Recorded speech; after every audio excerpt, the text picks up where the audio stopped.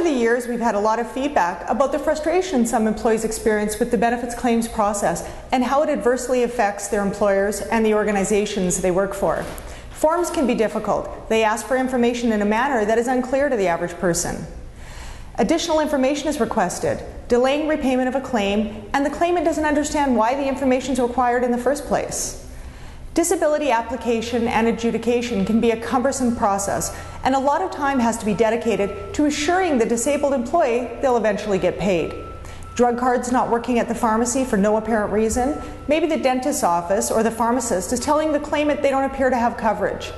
Messages from a provincial pharmacare program with details on coverage that don't make sense to the recipient of the message. These situations can cause a lot of anxiety for someone who just wants their benefit program to work for them. So ordinarily, an employee goes to the employer, their HR or payroll department asking for assistance or advocacy, especially if they've experienced frustration in a call to an insurance company. They probably have an expectation, or they certainly hope that their company representative will advocate on their behalf, or alternatively, they might request an exception for a claim to be covered off contract. Although the employer very likely wants to help their employee, ultimately, it might not be in the best interest of the employer. This can create precedents. When an exception is being made, others will certainly feel entitled, and this type of shift in the adjudication will inevitably put upward pressure on the costs associated with the plan.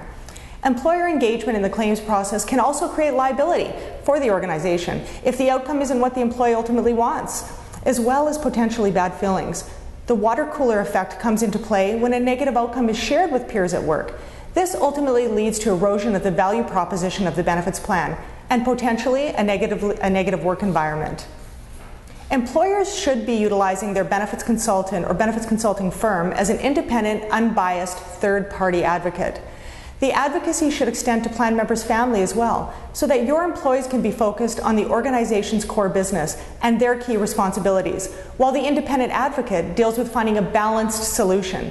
And in the scenario where a claims adjudication decision is warranted, helping the plan member understand in clear, non-jargon language what happened and how a subsequent issue can be avoided. We feel that a plan member advocacy strategy is an essential ingredient to a well-managed, efficient benefits program that stays true to the goals of the plan. Unfortunately, this is often a piece of overall benefits management that is overlooked, and that well-balanced solution that everyone wants becomes lopsided and reactive. Plan member advocacy should be seen as an important tool and can be presented to employees as an added value to an organization's total rewards or compensation. Communications around an advocacy program can and should be framed in such a way that the employer gets mileage out of this additional service, and ultimately it reinforces feelings that the organization and its leadership really care about the employees, all the while protecting the organization from cumbersome engagement in plan issues and potential liability with privacy issues.